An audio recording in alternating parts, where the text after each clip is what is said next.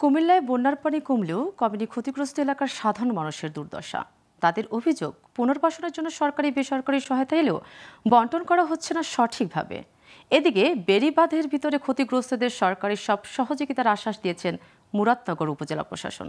অন্যদিকে গোমতী বেড়িবাঁধের ভাঙা অংশের মেরামত না হওয়ায় আতঙ্কে দিন কাটছে ওই এলাকার ক্ষতিগ্রস্তদের। কুমিল্লা থেকে মোহাম্মদ সাইফুদ্দিন রানীর তথ্যচিত্রের এক্স রিপোর্ট।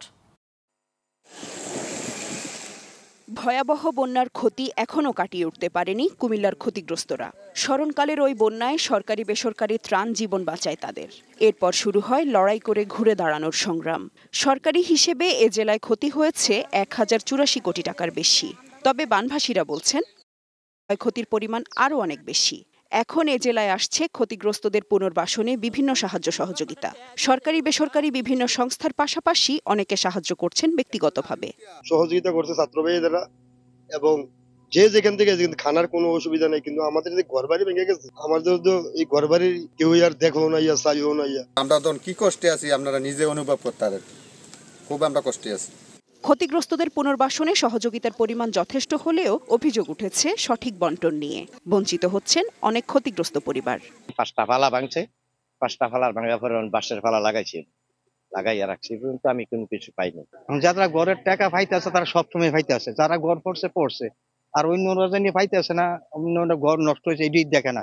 সরকারি হোক বা বেসরকারি সংস্থা হোক বা নিজস্ব তত্ত্বাবধানে যারা আসে টাকা দিতে, তারা যদি মূলত এলাকার কিছু মানুষ নিয়ে তাদের মাধ্যমে বন্টনটা হয় তাহলে মনে সবচেয়ে ভালো হয়। এদিকে গোমতীর বেড়িবাঁধের ভাঙা অংশের আশেপাশের বাসিন্দারা এখনো দিন কাটাচ্ছেন আতঙ্কে। তাই দ্রুত বাঁধ মেরামতের দাবি তাদের। যে বৃষ্টি বাড়তে আছে, মনে করেন যে গাঙ্গের পানি আবার সবকিছু ধ্বংস করে নিব আমরা। আমরা এখন যদি বেড়িবাঁধটা না দেয় তাহলে তো পানি আবার এমনি বাড়বো। আমরা বাঁধটা দ্রুত বাঁধ দিলে খুশি আমি, তাদের আর ক্ষতি হতো না। নাইলে আবার মনে করেন যদি ঠেলা দেয় তো এই খালি মেঘের পানি আবার তারা আবার তল করবে। এ জেলার বেশ কয়েকটি উপজেলায় বন্যা হলেও মুরাদনগরে বেড়িবাঁধের ভেতরের ক্ষতিগ্রস্তদের সব সহযোগিতার আশ্বাস দিয়েছে উপজেলা প্রশাসন। পুনর্বাসন কার্যক্রমের অংশ হিসেবে তাদের যেন ঘর পুনর্নির্মাণ করা যায়, সেক্ষেত্রে আমরা সরকারের নিকট ঘর নির্মাণ সামগ্রী চাহিদা প্রেরণ করেছি। আর আশা করছি খুব দ্রুত সেগুলোর প্রাপ্তির সাপেক্ষে আমরা তাদেরকে তা সরবরাহ করব।